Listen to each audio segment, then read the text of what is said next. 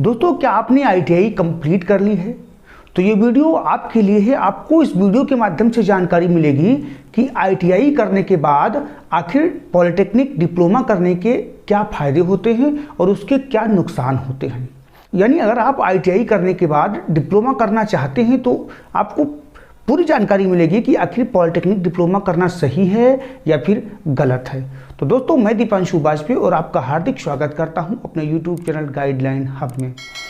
जहां तक बात करें ITI करने के बाद, बहुत सारे प्रशिक्षणार्थियों के मन में ये दुविधा बनी रहती है कि मुझे ITI कंप्लीट करने के बाद क्या करना चाहिए। काफ़ी लोग ऐसे होते हैं जिनको डिप्लोमा व अप्रेंटिसशिप में ये चॉइस नहीं कर पाते हैं कि मुझे अप्रेंटिसशिप करनी चाहिए या फिर पॉलिटेक्निक का डिप्लोमा करना चाहिए। तो इस वीडियो के माध्यम से पूरा डाउट क्लियर करूंगा कि आखिर डिप्लोमा करने के आपको क्या फ़ायदे हो सकते हैं और उसके नुकसान क्या हो सकते हैं। तो दोस्तों, ज़्यादा समय नहीं लेता हूं, सीधे टॉपिक पर आता हूं।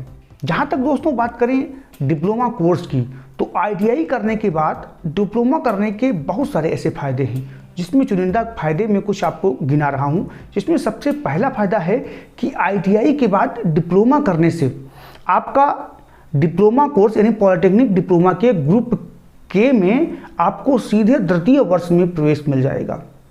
आपने अगर आप ITI मैकेनिकल क्षेत्र से किए हैं तो आप मैकेनिकल इंजीनियरिंग ब्रांच में प्रवेश दे सकते हैं या फिर ऑटोमोबाइल्स इंजीनियरिंग में प्रवेश दे सकते हैं। अगर आपने इलेक्ट्रॉनिक्स या इलेक्ट्रिकल से ITI की कंप्लीट की है तो आप संबंधित ब्रांच से भी डिप्लोमा कर सकते हैं। उसमें आपको 1 वर्ष की छूट मिलेगी। पॉलिटेक्निक डिप्लोमा 3 वर्ष का होता है, लेकिन अगर आपने ITI कंप्लीट कर लिया है तो आपको केवल 2 वर्ष का ही कोर्स रह जाएगा। यानी 1 वर्ष यानी प्रथम वर्ष यानी फर्स्ट ईयर जो होता है वो आपको छूट मिलेगी। ये सबसे बड़ा ITI करने के बाद डिप्लोमा करने का फायदा है। दूसरा जो सबसे अच्छा फायदा है कि अगर आप पॉलिटेक्निक डिप्लोमा करेंगे ITI करने के बाद, तो पॉलिटेक्निक डिप्लोमा का जो बेस है, जिसमें आपको ITI में आपको प्रैक्टिकली व थ्योरिकली दोनों प्रकार की जानकारी दे दी जाती है। उसके बाद में डिप्लोमा में आपको जो थ्योरिकली या प्रैक्टिकली जानकारी होती है वो इतनी अच्छी नहीं दी जाती है जितनी अच्छी जानकारी ITI में दी जाती है। यानी अगर आप ITI करने के बाद डिप्लोमा करेंगे तो आपका बेस काफ़ी अच्छा हो जाएगा, जो आपको जॉब में यानी कभी भी आप गवर्नमेंट सेक्टर की या प्राइवेट सेक्टर की जॉब करेंगे तो जानकारी आपको अच्छी खासी मिल जाएगी, जिससे कि आपको जॉब भी आराम से लग जाएगी। तीसरा जो सबसे ज़्यादा महत्वपूर्ण फायदा है वो यह है कि आपके पास 2 कोर्स या 2 सर्टिफिकेट मिल जाएंगे। पहला आपको ITI का सर्टिफिकेट मिल जाएगा और दूसरा आपको डिप्लोमा का सर्टिफिकेट मिल जाएगा। यानी आप 2 प्रकार की जॉब के लिए आवेदन कर सकते हैं। अगर ITI बेस पे कहीं भी जॉब निकलती है तो आप ITI बेस पे फॉर्म डालेंगे।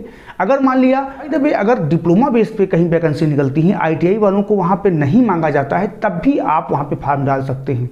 यानी ITI व डिप्लोमा दोनों प्रकार की जॉब के लिए आप फॉर्म डाल सकते हैं। यह सबसे ज़्यादा महत्वपूर्ण फायदा है। चौथा दोस्तों यह है कि आप ITI करने के बाद डिप्लोमा करेंगे तो जॉब के आपको काफ़ी अच्छे अवसर मिल सकते हैं। यानी आपको बेरोजगारी का सामना नहीं करना पड़ेगा और आराम से कहीं न कहीं सेटल हो जाएंगे गवर्नमेंट सेक्टर अथवा प्राइवेट सेक्टर में।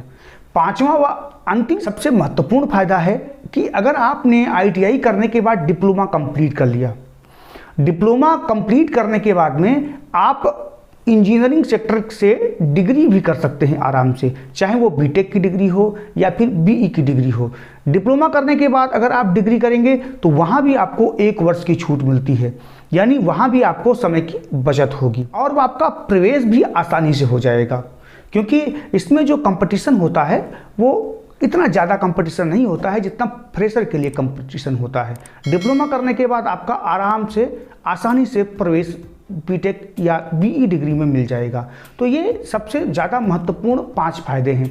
अब हम देख लेते हैं ITI करने के बाद डिप्लोमा करने के क्या क्या नुकसान हो सकते हैं, जो कि सबसे ज़्यादा जरूरी है, क्योंकि जिसके फायदे होते हैं उसके नुकसान भी होते हैं। तो मैं नुकसान की तरफ अब देख लेता हूँ। दोस्तों, सबसे पहला नुकसान है कि ITI करने के बाद जो छात्र डिप्लोमा में प्रवेश लेते हैं, खास करके कमज़ोर छात्रों के लिए उनको जो है कोर्स को कवर करने में काफ़ी दिक्कतों का सामना करना पड़ता है। ये सबसे ज़्यादा बड़ा नुकसान है। अगर आप कमज़ोर हैं, ITI में ही अगर आप कमज़ोर हैं और डिप्लोमा करेंगे तो उसको डिप्लोमा कोर्स को कवर करने में आपको दिक्कतें आ सकती हैं। ये सबसे पहला नुकसान है। दूसरा, आईटीआई करने के बाद डिप्लोमा करने का नुकसान है कि आपको 1 वर्ष की ज़्यादा पढ़ाई करनी पड़ेगी। 1 वर्ष की ज़्यादा पढ़ाई मतलब 2 साल का अगर आपका आईटीआई कोर्स है, और वैसे तो 3 साल का डिप्लोमा होता है, लेकिन अगर आप आईटीआई करने के बाद डिप्लोमा कोर्स करेंगे तो आपका 2 साल का ही पड़ेगा, यानी टोटल 2 वर्ष का आईटीआई और 2 वर्ष का डिप्लोमा, यानी टोटल 4 वर्ष का।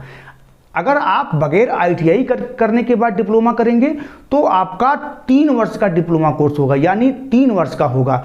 आईटीआई प्लस डिप्लोमा 4 वर्ष का, और केवल आप डिप्लोमा करेंगे तो उसमें 3 वर्ष का होगा, यानी 1 वर्ष आपका बचत हो जाती है, जिसको आप डिप्लोमा करने के बाद अप्रेंटिस में गुजार सकते हैं, अप्रेंटिस को दे सकते हैं उसमें, यानी आपको 1 वर्ष का सीधा सीधा यहाँ पे नुकसान हो रहा है। तीसरा जो नुकसान है आईटीआई के बाद डिप्लोमा करने का, वो यह है कि अगर आपकी उम्र 28 वर्ष से ज़्यादा हो चुकी है तो आपका डिप्लोमा करना बिल्कुल भी सही नहीं होगा, क्योंकि डिप्लोमा करेंगे आप 28 वर्ष के, आप आईटीआई कर रहे हैं तभी हैं।